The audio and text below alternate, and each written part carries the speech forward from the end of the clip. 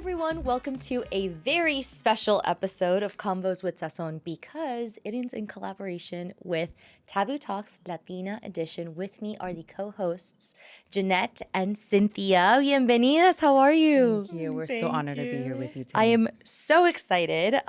For those who have not heard of this podcast, we will get into that in a moment, but I want to talk about how this collaboration came about. First of all, this is very exciting for me personally because we've met virtually, but this is the first time that we meet in person. And I know that people might be wondering why are you collaborating in this way, And similarly to how we discussed and what bonded us, honestly, is the fact that we believe that as Latinas, especially, we should join forces. Yeah. And there is no such thing as not enough room at the table for us all.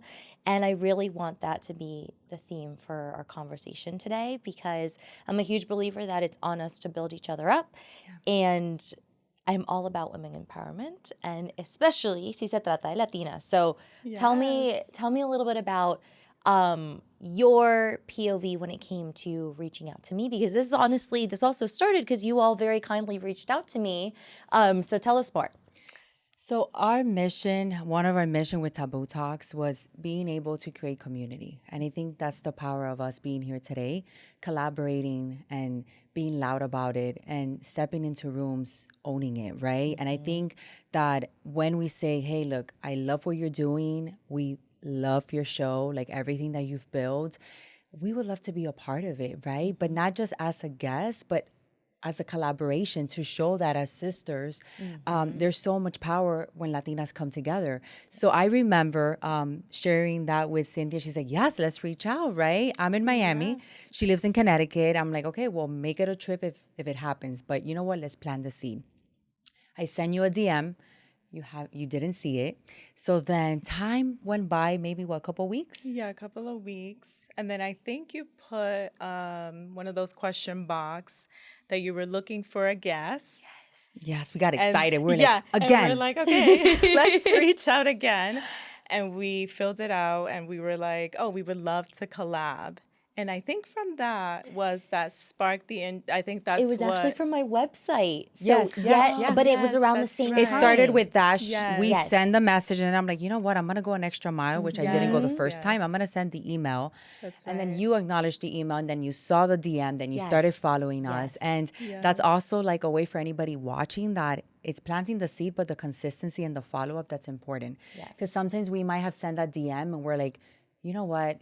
She's probably not going to do it or she doesn't care. Like we assume, right? And you just never saw it. You've been busy. It was in your request folder. And the fact that we follow up and we, DM, email, question box, look at us here. And I do want to clarify, I was absolutely not ignoring, but Instagram is funny in that way that unless it's a mutual follow, I had to have been following you all for me to get it into like my inbox. Yes. So a reminder for everyone and also to myself, because I remember when we were checking, I was like, wait, I didn't get any DMs. Like, what do you mean? And you answer the request so fast when I submitted the email. So I thought that was beautiful too. Regardless of you having us here today or not, because of your availability, the fact that you acknowledged it meant a lot. And I feel like we need more of that too, of just the recognition of either like not right now or maybe next season, but thank you for reaching out. That to us meant everything. And you reaching out to begin with meant the world because I'm like, oh my gosh, how did I not know about you both and your show? Precisely because we are so aligned in what we're trying to achieve. And I know, a big conversation topic is the whole idea of crab mentality. Yeah. So for those who don't know what that is, can either one of you tell us? Yeah, so just to take it back a bit, when I first started the podcast, one of the things that I kept seeing a lot, or one of the things that I was not seeing a lot, was collaboration amongst other podcasts. Mm-hmm.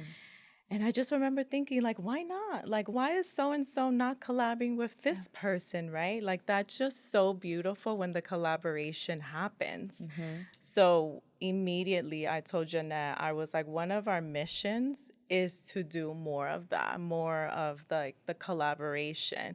Like, there's no competition, right? Like, that mentality, like, we can go back to that. Like, that mentality of there's this competition. We both are doing the same thing, or we both aligned in the same thing. So there sometimes we feel like, oh, there's competition.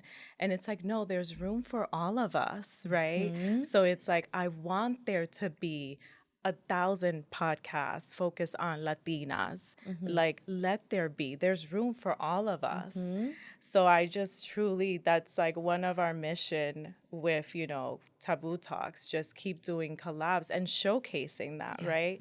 Because once other people start seeing it, they're like, oh yeah, that is possible. Like, why do we feel the need to feel like, oh, there's like a competition? Yeah.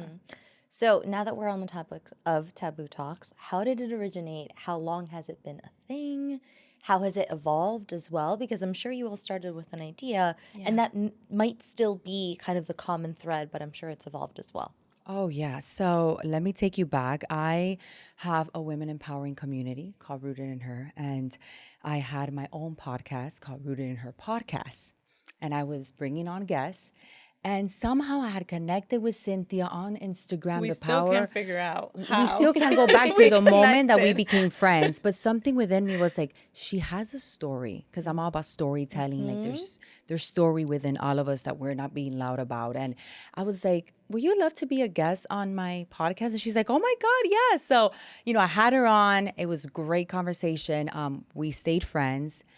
And I love her to share this part, because that's really where the vision came and the idea and how she presented to me. But to me, it was just like building that foundation of like how crazy it is that all of this happened from just one conversation, right? From just reaching out. So, Yeah, so I had kept in the back of my mind that I wanted to start a podcast. But of course, I kept procrastinating because I kept saying, I don't have the right mic. I don't have the right setup. What am I going to talk about? Who wants to listen to me, right?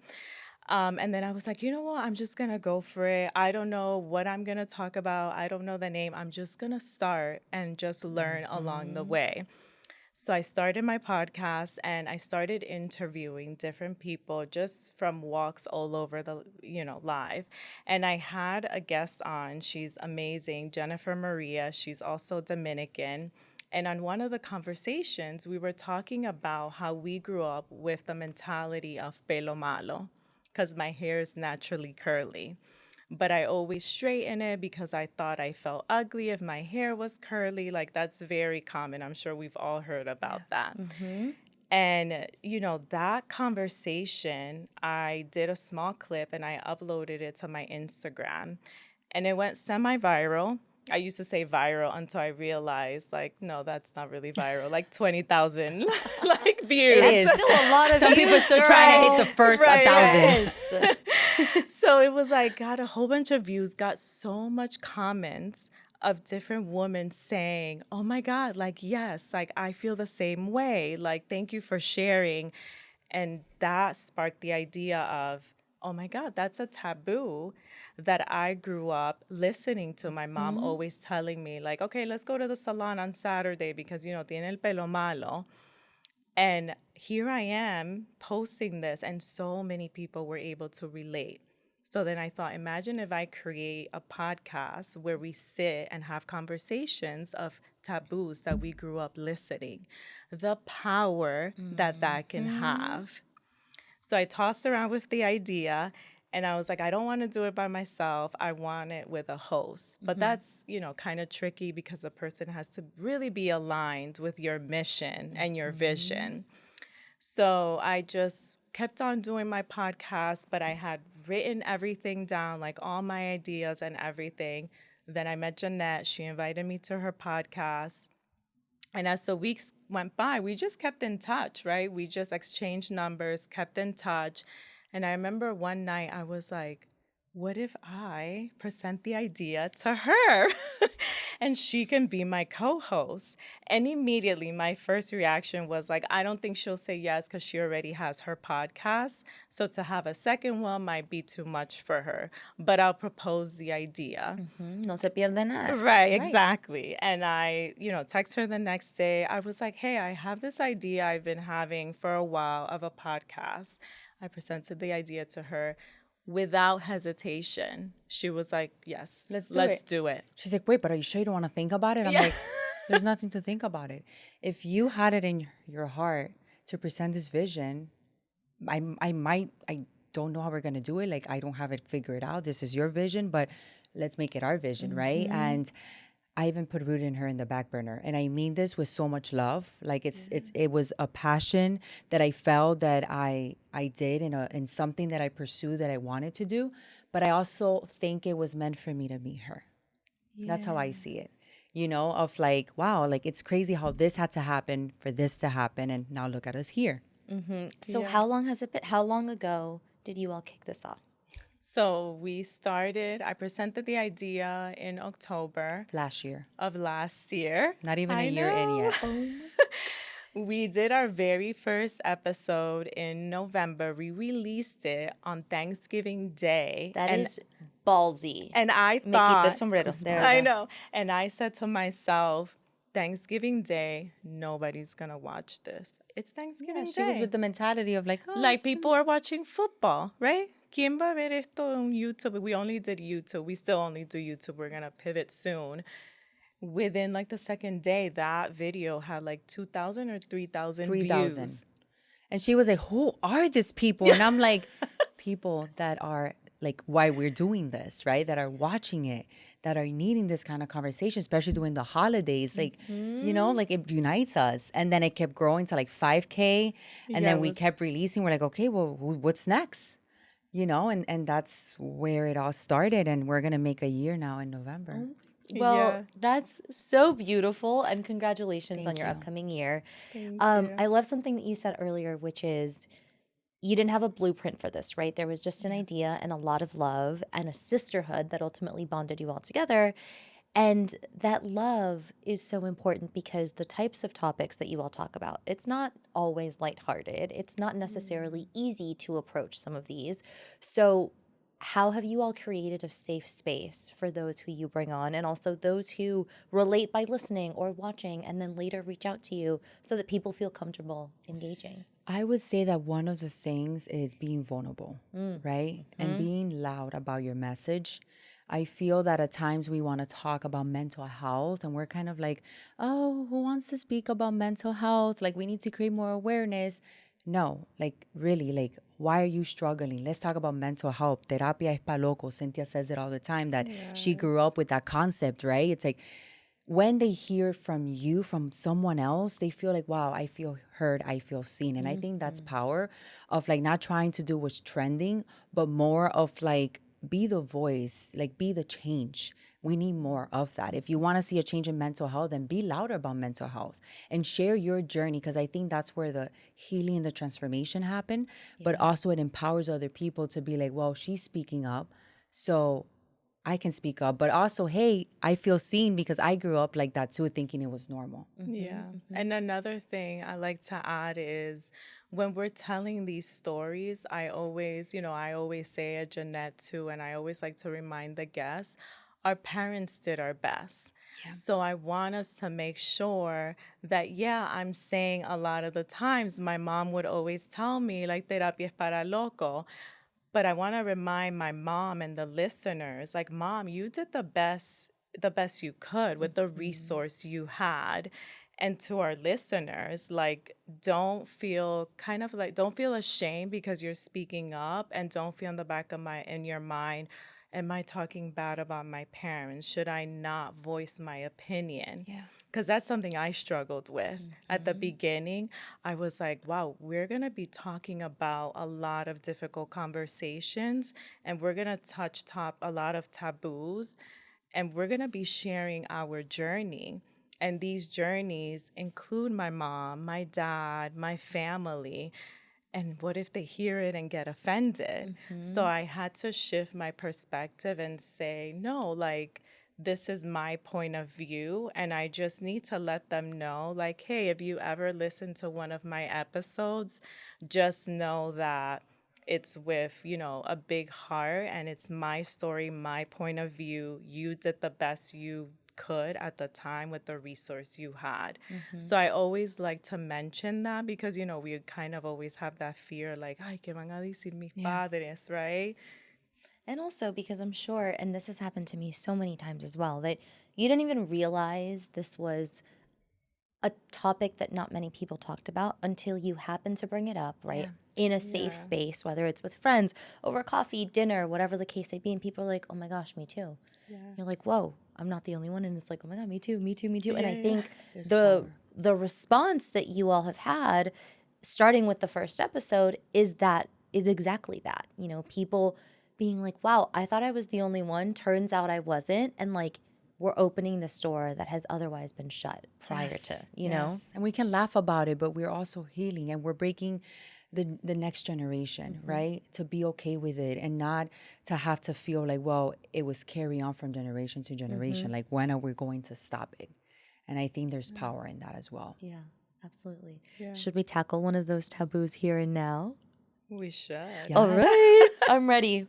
I'm ready. What are we talking about, ladies? Okay, so let's switch it up to the topic. So I know we all grew up hearing like, oh my gosh, you know, you have to be perfect, right? It's that Yeah. pressure of being perfect. Yeah.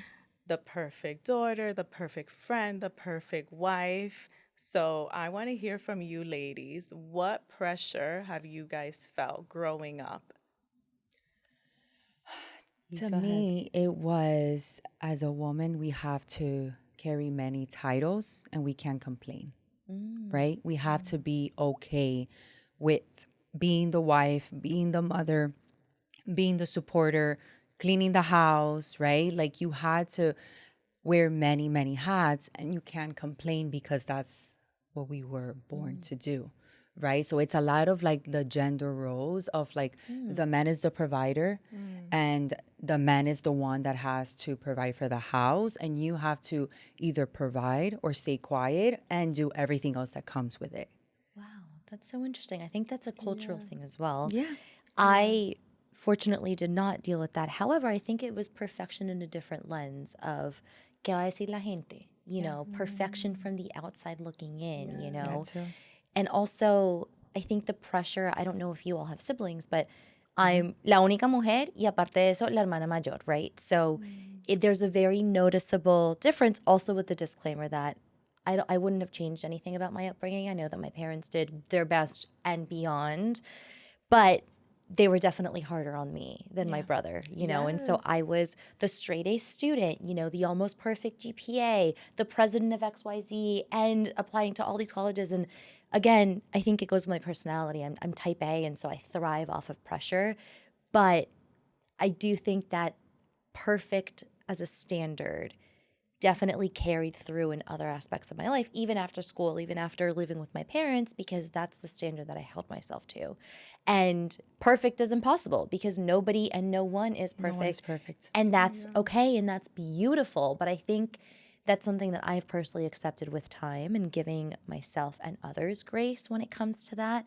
And then also with body image. Oof, that's a Oh, one. yeah, that's a big one. And I didn't realize it until, again, I was outside of the environment that I grew up in, you know, living after college, I lived in Las Vegas and now I live here. And so being in a different environment where we're openly talking about these amongst girlfriends and you say comments like, ay, me encantan esos pantalones, pero no sé, como que they don't look good on me or something like that. Yeah. And the power of how we talk to ourselves as well. That's so you know, and I love shopping, my gosh, and I love clothes and fashion.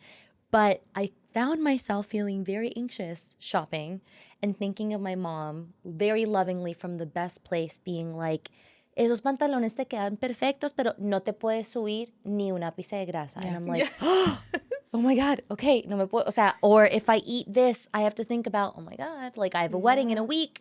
Is it still, you know? And so it's all of these in the background interactions, in my opinion, that have a bigger role in our mindset towards certain things, 100%. Bigger than we realize. What about you? Yeah, so for me, it's very similar to what you said at the beginning. The perfection from the outside. What are people going to think? ¿Qué van a decir? Because growing up, my mom would always say, ay, ¿qué va a decir fulanita? O tuviste a la hija de fulanita, right? You always would hear that. So for me, very similar to your story, was like the A student, the perfect honor roll and everything. And when I got married at a very young age, and then it took me 6 years. The first 2 years in my marriage, I knew that I didn't want to be with this person. And it took me 6 years to finally say I want a divorce. Wow. And do you know why? Because of that. Because of like, ¿qué van a decir la gente? Yeah. ¿Qué va a decir mi mamá? Qué vergüenza que la hija de mi mamá se va a divorciar. The only one. Because everybody else was not. I'm the first one that said, hey, I'm getting a divorce. I'm going to court. And I was like, oh my God, this is like such a shame, right? And I had that in the back of my mind. So it's just crazy how these things just get instilled in us.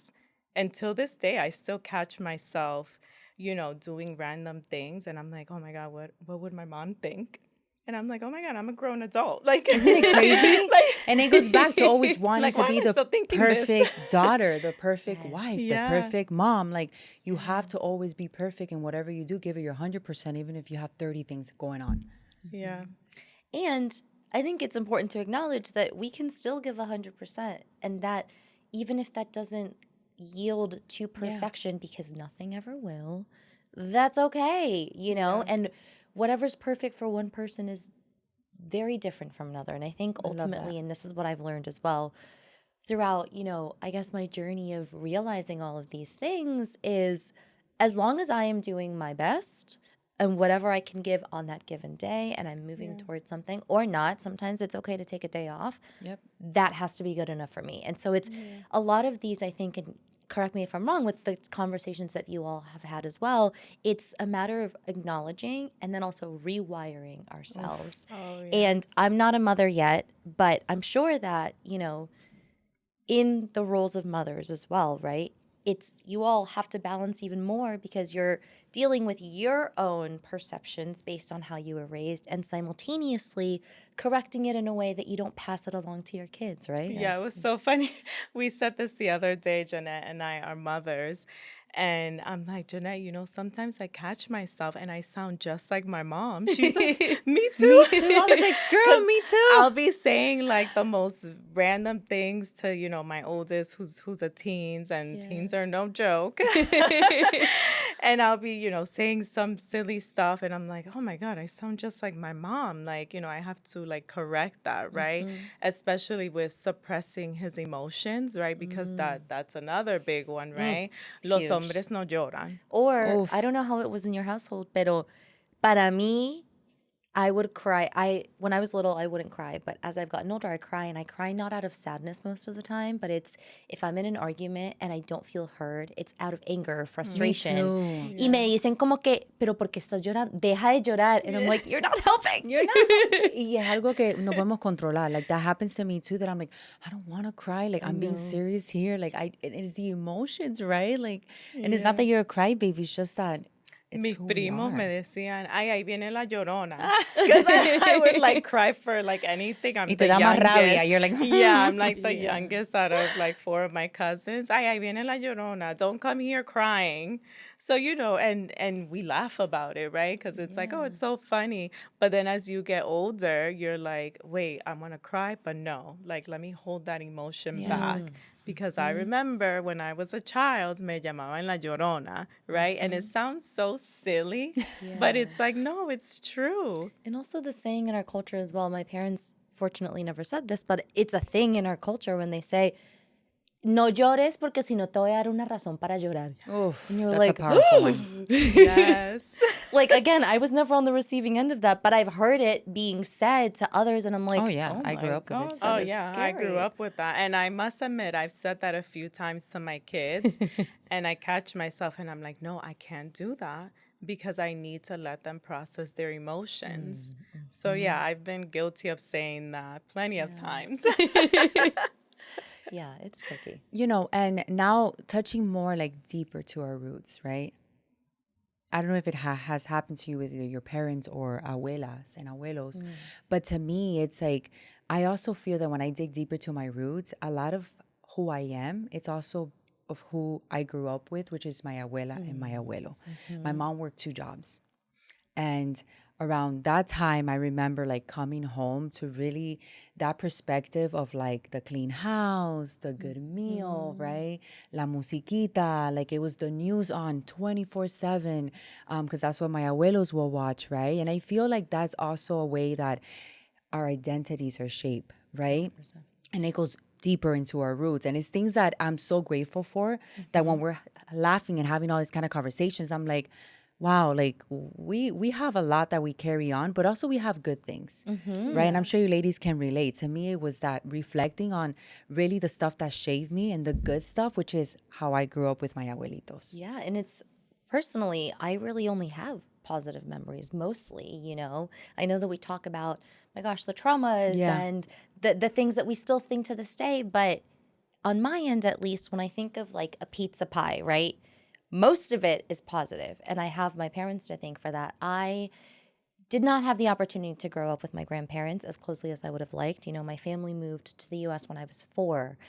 And it was just my parents, my brother and I, you know. So very fortunately, as many summers as we could, most of the summers when I was younger, if not all of them, I spent in Colombia. And I think some of the fondest memories, honestly, is that balance of entre Colombia y Estados Unidos, but very much feeling still to this day 100% colombiana. And what I admire most about my parents now as an adult is, okay, they weren't that much older than I am right now. I'm 29 now. So they were less than 10 years older than I am now. And they picked up their things de Colombia y vinieron a Estados Unidos sin hablar el idioma. They didn't know people here. Everything they knew, everyone they knew was back home, and they did it to give us a better life, you know? And my mom always says, you know, there was a time where in Colombia in particular, you know, we were being threatened with like kidnappings, and they would get houses or like calls to the house and being like, sabemos que Catalina se puso XYZ. Obviously that's scary, you know, and that coincided with a job opportunity that she wasn't necessarily looking for. But again, it's part of the bigger plan that life has for us. She's like, yeah, we'll leave for like 2-3 years en lo que se calman las cosas. And we never went back because you get used to certain things de acá que pronto no puedes tener en ese entonces. So that's, honestly, that's my fondest memory. The fact that my parents, both of them working parents, you know, my dad is a doctor, my mom is an organizational psychologist, but that never took away from them being as present as they possibly could. Beautiful. They never missed, you know, any sports games of my brother or a dance recital of mine. And we were still to this day, you know, we have our family trips. And so I think that to me, the memory is less where we are, but who we're with, and that the concept of quality time. You know, I may not see you all the time, especialmente si viven en Colombia, but when we do, it's like no time has passed and we make the most of it. And same with my parents, you know, we had help growing up, very fortunately. And when we would get home from school, 9 times out of 10, it was our nanny, you know, who would cook for us and make sure that we were taken care of until they got back. But when my parents were back, mi papá era el que nos ayudaba con las matemáticas, which was a whole, I mean, literally hats off to him. I don't know how he did it. And my mom was present as well. So those I would say are the best memories. What about you? Yeah, so for me, it was my grandparents, especially my grandmother. And every summer we would go back to Dominican Republic, which, by the way, like, kudos to my parents, because my mom did it because she unfortunately couldn't afford like summer camps or like a nanny here in the US while she worked and then we were off. She didn't want to leave us home alone, so she would send us to my grandmother's house in Dominican Republic. And I'm so thankful because I was able, me and my brother were able to, one, immerse ourselves in the culture and really learn the language, you know, the food, really be en la cultura. And my grandmother, oh my God, I have like such beautiful and funny memories of her because she is the definition of a hustler. And she's still alive, so I say was a hustler because, you know, she's like in her mid 80s. And what she would do with us, all our summer clothes from the summer before, she would be like, yeah, tráemela because I'm going to sell them. Oh my gosh. And in her house, she would have una tiendita. She would have like one room where she would lay out all the clothes that didn't fit us from the summer before. And she would invite her friends and she would be like, come over and like, here are all the clothes like that don't fit. And she would like mark them down with like prices. And within like a week, she would sell everything. Oh my gosh. And Love she it. was like a stay-at-home mom, Yes. but that was her Beautiful. way. She was like, it was almost like there wasn't an obstacle. Like, yeah, I can't physically go and get a job because, you know, my mom is one of 8. And then in Wow. the summers, me and my brother would go, so she would have to like be with us and take care of us. So, you know, she couldn't physically go out and get a job. But she hustled. Like that did not stop her. And every year I knew like, okay, these clothes don't fit me, so this is going with me to grandma so grandma can I sell it. love it. And within a week she would like sell it. So to me that was instilled in me of like being such a hustler, like there is no excuse, right? Like you have to make the opportunity and like build your own table because I saw that from my grandmother. Yeah. Oh my gosh, so Yeah. beautiful. I think it's so important as well to recognize that with these memories, right, they are prime examples that ultimately shape us and our perception Yes. of what is possible. As you were talking about that, I was thinking about my parents, ever since I was little, they've instilled this notion of like, tú eres capaz de lo que quieras, tú eres invencible. Now it's a big conversation topic, like positive affirmations, and I see it all over TikTok and social media. But in reality, we do have to give credit where credit is due. We've been hearing these things as well positively for much of our lives, and I don't think it clicked for me as it has in recent years of like, wow, like the sky is the limit. And I truly believe that because that's the environment in which I was raised, and my parents would remind me all the time and they still do. So I'm curious to know if you all have a variation of that with your upbringing tied to the memories that you have with your grandparents or your parents that not only you still believe to this day, but also now you're passing on to your kids. Yeah, I think for me is the community. I like I like to say like my mom's house was like the community center because everyone was always there. Like she would invite like family and friends, and she grew up with like her brothers and sisters, and at one point we all lived together. And then when they were able to like financially support themselves, then they moved on. But there was always people in like my mom's house, and she wouldn't just cook a meal for me and my brother and my dad. She would overcook because es mejor que falte que no haya. So just that community of always having people over and just being very like giving, Yes. like that's so instilled in me. And I try to do that like every Christmas and Thanksgiving. I'm like, I'm hosting. I love to host. I'm always like, yes, Thanksgiving, Christmas, all the holidays in my house, please. And I think it's because I saw that growing up. Like I saw my mom just really showcase what it is to build community. That's a big one. What about you? Actually, it's the same one because I feel that growing up with my grandma, I still got to see my mom, like the hustle mentality of my mom, but then coming home and still building that foundation. And I think that's where we lose ourselves sometimes is that we're feeling that because I don't have certain memories or I don't get to do this or that, I can't be better or I can't be the best mom that I could for my kids, especially for my kids now. Like there's stuff that I'm going to take and there's stuff that I'm going to rewrite. Right. Oof, And I I loved think how you said that. there is power in that because I want to show them, like Cynthia said, the community, nuestra cultura, la comida, how we're loud and proud. We're Latinos, right? But also there are things like trauma and things that we're still healing and things that we wish could have been taught differently. That I'm like, we can rewrite this and I'm going to be a better example. And I'm going to show my kids, well, I didn't get to have it this way, but you can. And I think there's power in that. Going back to the power of community, I'm big on chosen family because my blood family no está acá. Most of them, they're not here. They're all over the world, especially in Colombia. And I think when it comes to community as well, it's, for me at least, being very intentional because my parents were very intentional.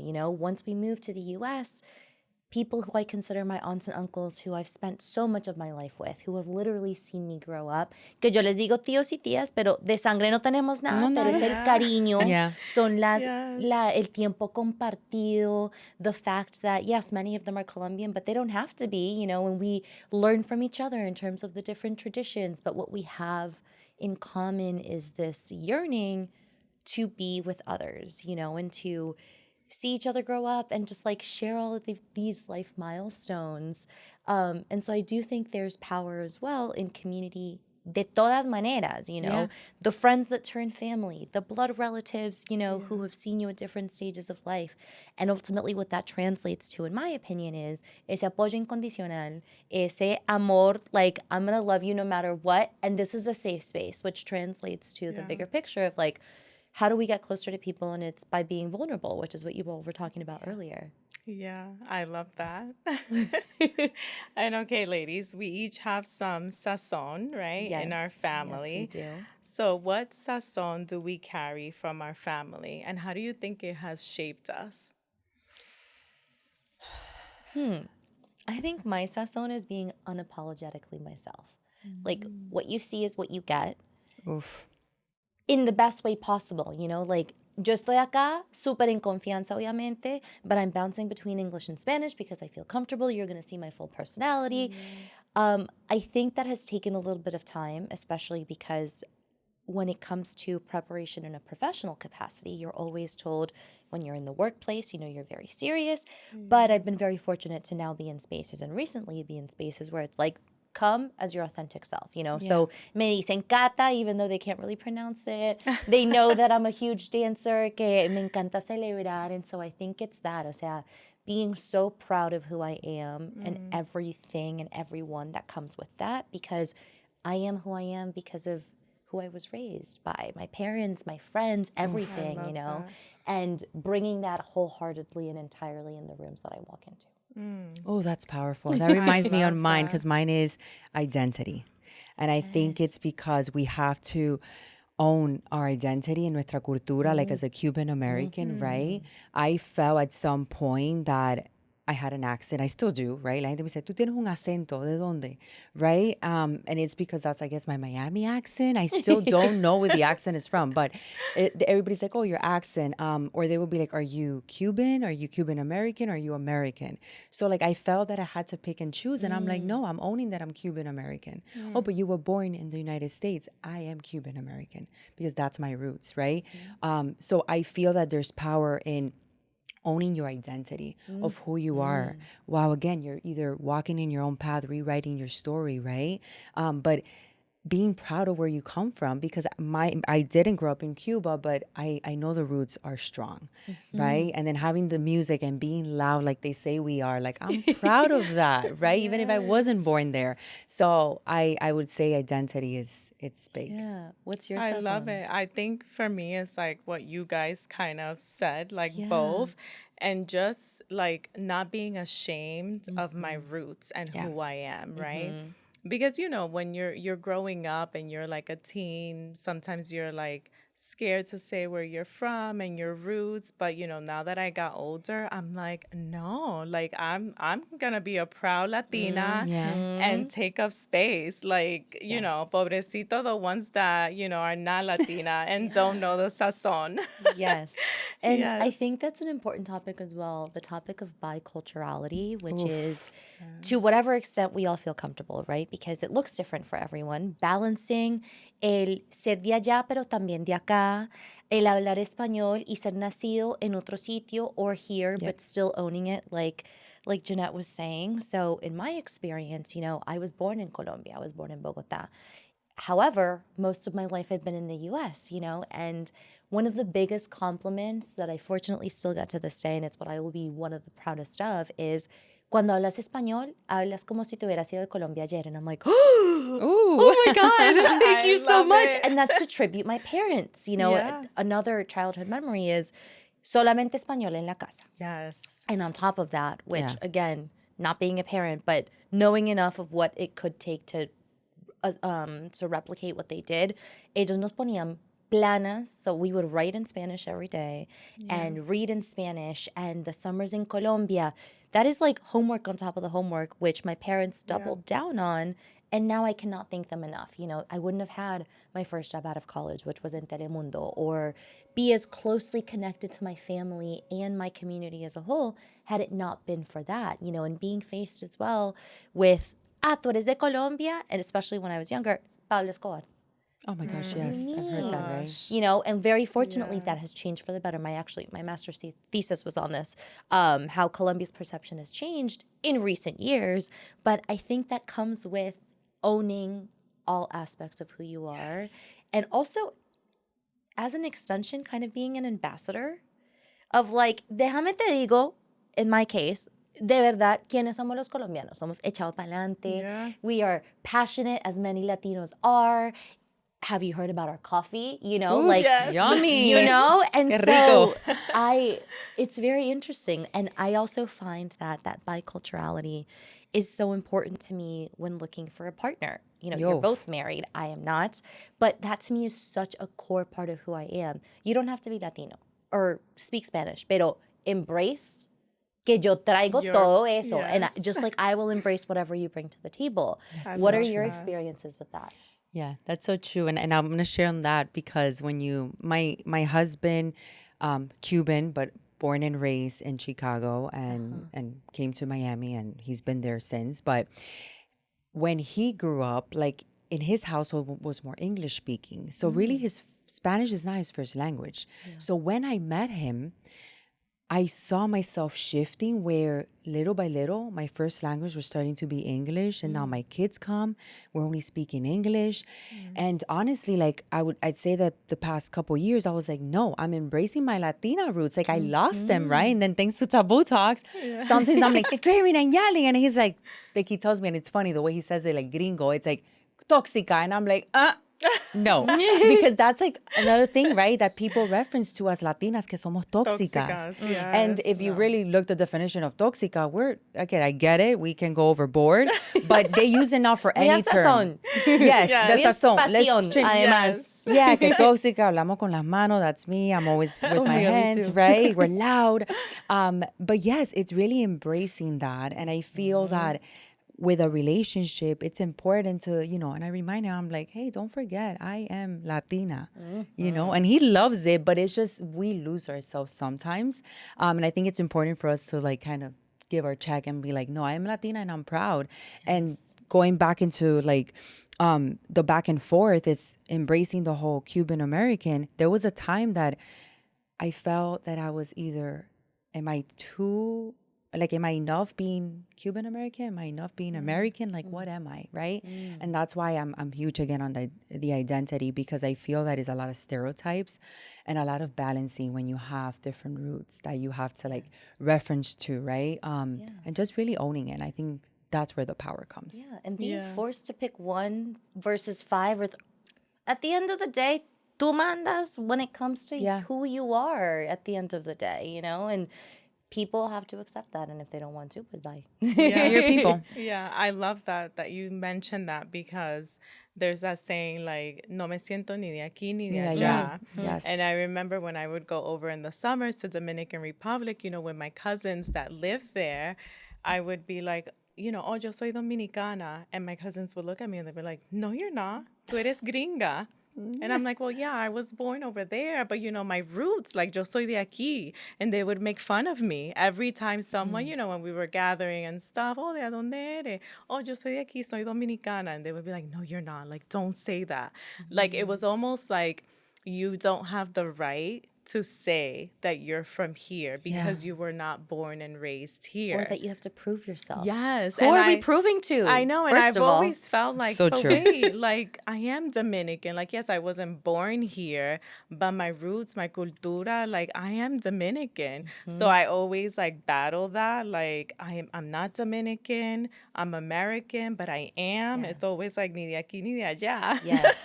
And also how we present ourselves too, right? Yeah. So yo soy obviamente super loud and proud, like we were talking earlier, ser Latina, ser colombiana, but I've also been mistaken for Middle Eastern because of my facial features, you know? And so it's also part of what comes with that identity is not only how we express ourselves, but also how we're perceived, and being okay with being like, you know, o sea, gracias, o sea, in my case, you know, those from the Middle East are beautiful. Like, what a compliment, but I'm actually Colombian, you know? Yeah, of course. Yeah. Let's circle back. Yes. Totally. I love that. Totally. Let's have some fun. We have some rapid fire. Yes, we do. And I know we have the little sazón here. We have Dominican, Cuban roots, Colombian. So let's start with one of my favorite, which is the favorite family tradition. And to me, it's throwing it back to Nochebuena with my family. I can just relive that moment of us gathering, being loud music, comiendo lechón, having nuestra cervecita. Oh my gosh, so good. What about you? So for me, it's Sunday reset when my mom would like blast the music and it was like clean day. She would be blasting La India. So that was like a family tradition. We just knew every Sunday en la mañana we had to get up and clean with loud music. So much fun. I'm going to go along with the Christmas theme because for me, outside of my birthday, Christmas time for me is like the best thing ever. And I don't know what it's like in la República Dominicana o en Cuba, but in Colombia, there's this running joke que es de septiembre se siente diciembre. So we are right at the beginning of that. And in Colombia, similarly to posadas or parrandas, on December 16th, for 9 nights until Christmas hits, we meet at a family friend's house or our own homes. And honestly, the way that I was raised, they're full-on parties. Obviamente, like there's these villancicos, which are like version of Christmas carols. And we read the story, you know, of like hasta llegar, you know, a la noche de Navidad. So there is a religious and there is like a wholesome component to it. But then comes the eating and we have natilla, which is like, this is going to sound gross, but I promise it's delicious. It's like cinnamon jello. We have buñuelos, which are like cheese balls, empanadas. So for me, we knew it was like la dieta empieza el año entrante. You know what I mean? Desde septiembre hasta enero. Yes, literal. O sea, we were like, es tiempo para bailar, para compartir. And I also remember, and I thank my parents for this all the time as well, because many other families might be like, okay, 9 p.m., it's your bedtime. But este era tiempo de relajo. O sea, trasnochados on a Monday, Tuesday, whatever. It doesn't matter. It was the understanding of, okay, vamos a ir a esta novena, pero como sea, ustedes se levantan mañana al colegio, you know? And that was so special to me. So special. What about a dicho from your respective countries? Some saying that maybe you still use to this day. I can kick us off. We have many, but one of my favorites is, we don't say, be careful. We say, no des papaya. And that translates to, in addition to not to be careful, como que don't open the door for or make the opportunity for something negative to happen. O sea, ten cuidado. Oh, that's powerful. For example, like dar papaya would be here in New York, a woman by herself at 2 a.m. on the subway. Eso es dar papaya, you know? What about you?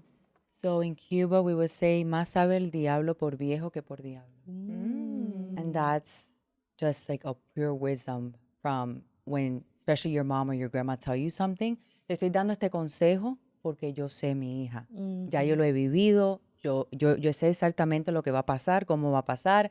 And it's like that wisdom that we carry from generation to generation, knowing that it's not just being said to you. It has like a deeper meaning. Lived it. Yeah, mine is a little funny. So Dominicans, like for us to say hi to each other, we love saying que lo que. And the literal translation of that is what the what. Which is like so funny. It doesn't sound the same. Like, and that's part of the sazón that our culture brings. Like, I'm sorry, we can't literally translate a lot of the things that make it so special. And it just sounds so beautiful. Like, hey, que lo que. Yeah, let me translate mine in English. More knows the old person. No, the devil. No, the you said devil, than the old person. No. Más sabe el diablo por viejo que por diablo is. The devil knows more, not because. Oh, the devil knows more because of age and not because of being devilish. You see? So it's like, it doesn't hit the same. Like when you're trying to put it. It doesn't roll off the tongue. That's when people are like, oh, can you translate it? And I'm like, there you go. This is real life. You get stuck because you're like, just leave it in Spanish. I love us. I love us. Okay, ladies. So what is a dish from your perspective, from your respective country, and what makes it so special? Oh. This is a hard one because my dad is the one who cooks in my family. And so anything food related, I automatically think of him in the kitchen, and he always says that his best ingredient es amor. And so he's like, por eso es que está rico, porque le puse mucho amor. I'm going to go with a potential controversial one in Colombia. It's called changua. Again, this is not going to sound delicious, but please take my word on it. It is milk soup. So the liquid is milk, and they add egg and cheese and bread and cilantro. My brother hates this. He can't even, I'm sure if he watches this, he'll be like, I can't believe she just said that. But there's something about it. O sea, it's from Bogota specifically, which is the coldest city, and also it's the capital city in Colombia. So it's like, gives you warmth. It's also, I'm not the biggest fan of breakfast food, but like it has enough breakfast ingredients in it that you can like check it off, you know? Ooh, takes you It's home. really good. We'll have to go. Oh, I have to try it. I'm a foodie, so. Yummy. What about you? To me, it's ropa vieja Oh, yes. with arroz, frijoles, platanito maduro. Oh, gosh, so good. Y una ensalada. Yes. Yeah, mine is similar. My mom used to make chuletas con arroz, habichuela negra y la ensalada. And also con. We call it con. A lot of people, like Puerto Ricans, call it pegado. Ooh, I've heard of it. I just which is love lo it. que sobra del Yeah, arroz lo de que la olla, sobra, ¿cierto? yeah, Qué like the rico. burn part of the My rice. mom loves that. She's like, that's the best part. Yes. We're like And then- scrapping it. Yeah, then you throw Yes. some like beans on top of it. Oh, rico. Also, calentado. Do you guys have that? No. Calentado is the concept of you mix all of the leftovers that you have the next day, and that's what you have. It's usually like at breakfast time, so it'll be like a little bit of this, a little bit of that, and whatever that makes is el calentado because you're reheating it. Ooh, I love it. And always tastes 10 times better. Like so much better. I have this I know. conversation all the time. Right? Leftovers are always Especially better. during the holidays. Yes. Yes. And I, Yes. and I think it's because, you know why? You're already looking forward to having this know. again when you have it. So the anticipation Yeah. makes it more delicious. Although I will say that there are certain things that don't reheat as well, like starches, like papas o algo así, or like Yeah, that's steak, true. things like that. But generally speaking, I'm a leftovers gal for sure. Oh, me too. My husband is not, and I get upset because I'm like, ¿Quién tú te crees? Like, come on. On top of the fact, I don't know how it has been in your families, but my parents do not believe in gastar comida. Oh, yeah, no. Same. O sea, that's a sin. Yes. And so we're like, Mina, if we're eating the same thing for 3 days, so be it. Antes de gastar comida. And I Yes. actually, Comida no se bota. I follow that almost to a fault because expiration dates are a bit of a recommendation for me. I'm like, how bad is it going to be? You know, like I'm not It going to throw expired this 2 away. days ago. It Come should be on. fine. Obviously, there are exceptions. Yeah. I love it. And one of the things, and this one is very close to me, is a misconception about your country and our people. And to me, is that Cubans are defined by our struggles or politics. You know, and I feel that's something that we need to be breaking every day. That when they think about Cubans or nuestro país, they think, oh, eso es todo politics, está destruido. You know, we think about all the bad things, and I get it. It could be so much better. But we forget that as Cubans, we have so much more than titles, right? And then the politics, and then the struggles that we're going through. Like, they are very smart, they're creative, they have hearts of gold, they cook amazing, they're loud and proud, right? And I feel like that's something that we should keep rewriting and sharing a different version and story of that. Absolutely. What about I you? love that. For us Dominicans is that we talk Spanish too fast. And I'm like, not everybody. Ay, hablas muy rápido y I don't understand. Slow down. Yeah, it's like slow down because you know the accent is different than like Puerto Ricans or Mexicans. So they always say, "Oh yeah, like Dominican Spanish is too fast. Like I don't understand." I love it. And same with Puerto Ricans, actually, same with Cubans. I had to get used to it. But for me, I just interpret it as like, están hablando en cursivo. You're just like, you know, and that's beautiful still. Yeah. For me, it's something I mentioned earlier, which is Colombia equals drugs, or Colombia equals violence and danger. And like I said, you know, I really think that this is changing in recent years because of tourism and because we have a lot of artists now in the public eye who have made it their mission to show the positive sides of Colombia. But yeah, that stereotype that we're constantly battling. But like I said, o sea, I hope that through our lived experiences, people realize, actually, no, There's not. Definitely. And I hate to do this because I know that we could talk for hours. I know. yes, we I can. love But this so much. I want to thank you both for your time. May this be the first of many future collaborations. And may this also serve as an example that, like we were mentioning earlier, there is enough room for us all and we're only better for it. So thank you so much for joining me. Thank you Yes, for having yes. us, for having this beautiful platform, for all of us who get to sit in this beautiful sofa, this beautiful studio, reminds us that we all have a unique story and that there's power in collaboration. So thank you for your yes and just having us here today. Absolutely. Un abrazo Yes. a las dos. Acá están en casa. Convos with Gracias. Sazón conmigo. Cuentan conmigo de verdad. Igualmente. And thank you all for listening and watching. Until next time.